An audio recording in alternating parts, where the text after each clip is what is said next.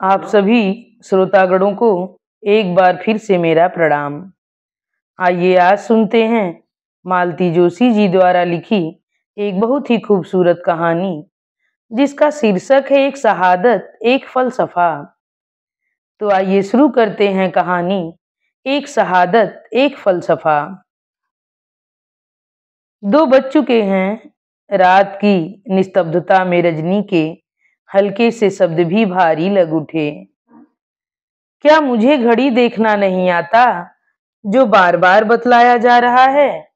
अनिल ने खींच कर कहा। रजनी सहम कर चुप हो गई। अनिल ठीक कह रहा था। पिछले 1 घंटे में वह 3 बार टोक चुकी थी, पर वह क्या करे, उसका मन भी तो नहीं मानता। आज शाम ही से वह अनमना सा है। क्लब भी नहीं गया, खाना भी ढंग से खा नहीं सका और तब से ऐसे ही मेज पकड़कर बैठा है। वह खूब जानती है कि वह पढ़ नहीं रहा है। सामने रखी पुस्तक के पन्ने हवा में फड़फड़ाकर ऐसे ही चुप हो जाते हैं जैसे रजनी की आवाजें।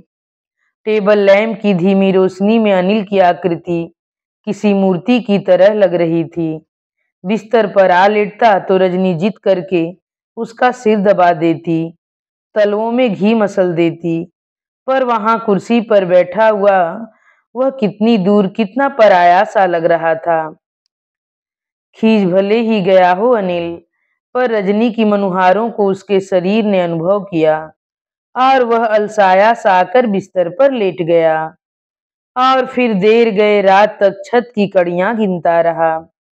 नींद की प्रतीक्षा में जब भी जबरदस्ती पलकों को मूंदने की चेष्टा करता, शकुन का चेहरा बार बार आंखों में उतर आता और इतने दिनों वह समझता रहा कि वह उसे भूल चुका है, कि वह उससे इतनी ज्यादा नफरत करता है कि दोबारा उसकी शक्ल भी देखना नहीं चाहेगा। पर आज शाम एक बार उसे देखते ही यह भ्रम टूट गया। वैसे घर से इतनी दूर यहाँ इंदौर में उसे देखने की कल्पना भी उसने न की थी। सच पूछा जाए तो उसकी तमाम यादों से पीछा छुड़ाने के लिए ही उसने मेरठ छोड़ा था। आज भी अगर संभव होता तो वह बचकर निकल जाता, पर उसे मौका ही न मिला। रोज की तरह कॉलेज से लौटकर छावनी चौराहे पर पान खाने को रुका था। तभी पीछे से आवाज आई, "अ, अनिल।" उसकी सांस जैसे पल भर को रुक गई। इस तरह से आवाज देने वाली व्यक्ति एक ही थी। उसने मुड़कर देखा, वही थी। उसने देखा और देखता ही रह गया। इन 4-5 वर्षों में उसका सौंदर्य जैसे और निखर आया था। शकुन ने परिचय कराते हुए जब उसका नाम लिया, तब कहीं उसे भान आया और उसने साथ खड़े उस सुदर्शन व्यक्तित्व को देखा। "ये हैं डॉक्टर कौशल, मेरे पति," शकुन कह रही थी। "Very glad to meet you," doctor साहब ने हाथ मिलाते हुए कहा। अनिल का ठंडा हाथ था। डॉक्टर का हाथ एकदम गर्म था। अगर स्पर्श से मनुष्य का स्वभाव जाना जा सकता है तो डॉक्टर निश्चित ही सहृदय व्यक्ति जान पड़े। "और यह है हमारी पिंकी। पिंकी बेटे, अंकल से नमस्ते करो।" और एक गुलाब का फूल अनिल को देखकर मुस्कुरा दिया। शिष्टाचारवश अनिल को उसे गोद में उठाकर प्यार करना पड़ा। तब मन में बात आए बिना नहीं रह सकी, काश यह उसकी अपनी बच्ची होती। फिर डॉक्टर साहब ने बतलाया था कि वे अपने मामा जी के यहाँ शादी में आए हुए हैं। रेडियो कॉलोनी के पते पर अनिल को आने का निमंत्रण भी उन्होंने दिया। उनके विदा होने पर अनिल घर लौटा था, पहले से भी अधिक उदास, अधिक लुटा हुआ। घर आकर भी तो वह आश्वस्त नहीं हो पाता कभी। हमेशा ही घर से भागा भागा रहता है। सबसे ज्यादा डर लगता है उसे रजनी से, उसकी आंखों से। उन आंखों की भाषा वह खूब समझता है। उन आंखों के मौन अभियोग से वह सहम जाता है।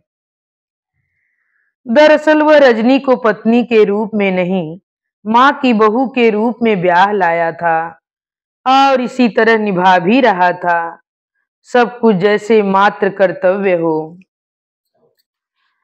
दूसरे दिन सोकर उठा तो आंखें लाल थी और सिर भारी था। माँ ने 3-3 बार शरीर छू कर देखा और फिर हुक्म दे दिया कि आज कॉलेज नहीं जाएगा। हमेशा माँ की ममतामयी जिद को जिरह से पस्त करने वाला अनिल इस आज्ञा को गनीमत जानकर 2 दिन तक घर में मुंह छिपाकर पड़ा रहा। बंदी शेर की तरह कमरे में चहलकदमी करता रहा। माँ और पत्नी की मनुहारों को झिड़कता रहा। उसकी उपस्थिति से घर में एक तनाव का सा वातावरण हो गया। खुद उसका ही दम घुटने लगा और तीसरे दिन वह रोज की तरह 10 बजे कॉलेज के लिए चल पड़ा। उस दिन अंतर महाविद्यालयीन क्रिकेट में विजयी होने की खुशी में कॉलेज 2 बजे ही बंद हो गया। खाली समय एक पहाड़ की तरह अनिल के सामने खड़ा था।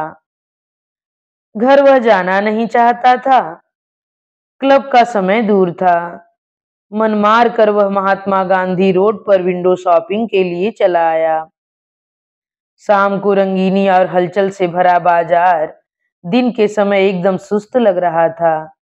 अनिल पूरे बाजार में एक चक्कर लगाकर लौट ही रहा था कि वह आवाज आई, अनिल। उसने देखा नावल्टी में वह खड़ी थी। पति और बच्ची भी साथ ही थे। प्लीज अनिल, हमारी जरा मदद करो तो।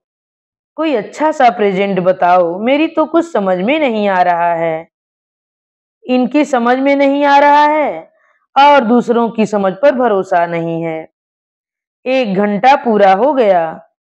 पिंकी भी परेशान हो गई है। डॉक्टर साहब ने कहा, आप दोनों सोचिए, मैं तब तक पिंकी को एंटरटेन करता हूँ। अनिल ने बचाव करते हुए कहा, पर वह हुआ नहीं। पिंकी पापा का साथ छोड़ने के लिए तैयार नहीं थी। अंत में डॉक्टर साहब उसे लेकर टॉय सेंटर चले गए और शकुन ने फिर प्रेजेंट की खोजबीन प्रारंभ कर दी। बहुत देर बाद शकुन ने अनुभव किया कि अनिल सिर्फ हाँ न के सिवाय कुछ नहीं बोल रहा है। चलो दूसरी जगह देखते हैं, कहती हुई वह नीचे उतर आई। अब तक नाराज हो? शकुन ने सड़क पर आते ही पूछा। कम से कम इतना हक तो मुझे है ही, अनिल ने कड़वाहट से कहा। शकुन का चेहरा सफेद पड़ गया। कुछ क्षण ऐसे ही बीत गए। फिर साहस बटोर कर कहा शकुन ने, तुम्हें मालूम है अनिल, मैं किस कदर मजबूर थी। मैंने प्लीज शकुन, फिर से वह सारी बातें मत दोहराओ। तुम्हारा वह आखिरी खत मुझे मुंह जबानी याद है, कहो तो सुनाऊं? अनिल के इस व्यंग को अनसुना कर शकुन ने कहा, फिर भी तुमने मुझे माफ नहीं किया था। तुम्हें माफ तो कर दिया था, पर शायद अब अपने आप को कभी माफ न कर सकूंगा। क्यों? तुम पर विश्वास कर लेने के लिए शकुन, मजबूर लोग इस तरह खुश खुश नजर नहीं आते। तुम्हें तो बधाई देने की इच्छा हो आती है। अनिल की इस बात से तिलमिला उठी शकुन, पर उतनी ही कटुता से बोली, तो तुम क्या चाहते हो? तुम्हारी तरह शहीदाना भाव चेहरे पर ओढ़कर फिरूं?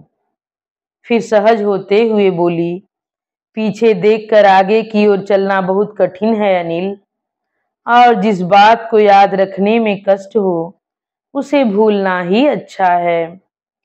फिलॉसफी अच्छी है, काश कि हर कोई उसे अपना सकता। अनिल की आवाज में कटुता थी। देखो अनिल, सपनों के सहारे कोई कब तक जी सकता है?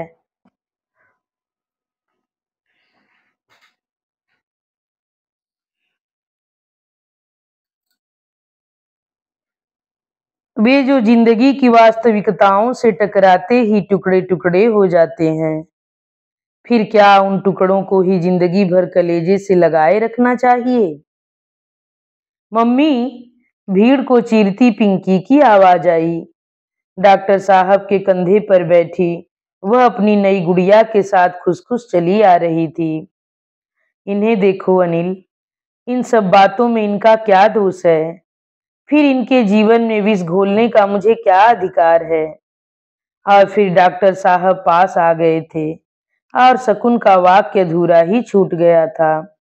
अनिल ने कुछ औपचारिक बातें की, पिंकी के गाल थपथपाए और एक 5 का नोट उसके हाथों में देकर चलता बना, जैसे शकुन का और उसका संबंध इतना ही था। यदि वह यथार्थ का दम भर सकती है, तो वही क्यों भावुक बने? घर लौटते हुए पूरे रास्ते उसका मन रोष से उफन रहा था। यह रोष अपने आप पर था या शकुन पर, उसे खुद पता नहीं चल रहा था। माँ के कमरे में जमी रामायण को देखकर समझ गया कि आज वह जल्दी ही लौट आया है। उन लोगों को डिस्टर्ब न करता हुआ वह चुपचाप कमरे में चला आया। कमरे में रजनी थी। उसे यूं अचानक आया देखकर बेतरह सकपका गई। हाथ की सिलाई उसने जल्दी जल्दी एक छोटे से सूटकेस में रखी और रसोई में भाग गई। अनिल कुछ देर तो मेज पर सिर टिकाए बैठा रहा, फिर अपने विचारों से त्रस्त होकर कमरे में चहलकदमी करता रहा। तभी उसकी दृष्टि उस छोटे से सूटकेस पर पड़ी। निश्चय ही वह नया घर फिर उसे याद आया। उसे देखकर रजनी कितनी हड़बड़ा कर उठी थी। कौतूहलवश उसने सूटकेस खोला। ऊपर ही अधसिला लाल रंग का एक बेबी मनीला था। उसने उठाकर देखा, नीचे और भी नन्हे नन्हे कपड़े तहाकर रखे हुए थे।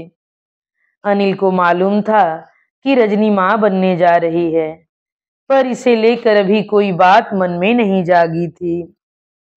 शायद मां की इच्छा पूर्ण करने का भाव ही सर्वोपरि रहा है। पर आज मन उतना निर्लिप्त नहीं रह सका। उन रेशमी कपड़ों के स्पर्श से मन में एक रेशमी स्पंदन जागा। उसकी कल्पना में एक नन्हा मुन्ना आकर उभरा, जो उसका था, सिर्फ उसका। रजनी चाय लेकर आई। उस समय भी वह गोद में वह सूटकेस लिए पलंग पर बैठा था। रजनी ने हैरत से उसकी ओर देखा तो वह शरारतन मुस्कुराकर बोल उठा, चुपके चुपके बड़ी तैयारियां हो रही हैं। छोटा सा वाक्य था, पर रजनी लाज से भर उठी। आज पहली बार अनिल ने आने वाले मेहमान के लिए कुछ कहा था। इस कुछ कहने की मधुरता से वह बाहर भीतर भीग उठी। अनिल देर तक उस लाज भरे सौंदर्य को निहारता रहा। उस समय वह उसे शकुन से भी ज्यादा सुंदर लगी। उसे अपने ऊपर कोफ्त हो गई। क्यों हर बात को वह शकुन के ही संदर्भ में सोचता है। उसे शकुन पर भी कोफ्त हुई, जो उसकी जिंदगी के प्रत्येक क्षण पर अपनी मुहर लगाकर यूं अलग हो गई है और अब जिंदगी के यथार्थ का फलसफा छांट रही है। किस मासूमियत से पूछ रही थी, अनिल, इन सब बातों में इनका क्या अपराध है? फिर इनके जीवन में विष घोलने का मुझे क्या अधिकार है? उसका यह प्रश्न घंटियों की तरह अनिल के मस्तिष्क में बजने लगा। वह अपने आप से भी तो पूछ सकता था यही प्रश्न, और उसका उत्तर क्या देगा वह? इसका उत्तर शायद इसी प्रश्न से बचने के लिए उसने रजनी के घने बालों में अपना मुंह छुपा लिया। अभी आप सुन रहे थे मालती जोशी जी द्वारा लिखी एक खूबसूरत कहानी, एक शहादत एक फलसफा। कहानी यहीं पर समाप्त होती है। आप सभी श्रोतागणों से मेरा विनम्र अनुरोध है कि आप लोगों को अगर कहानी पसंद आई हो तो कृपया मेरे चैनल को सब्सक्राइब, वीडियो को लाइक और कमेंट करके जरूर बताइए कि कहानी आप लोगों को कैसी लगी।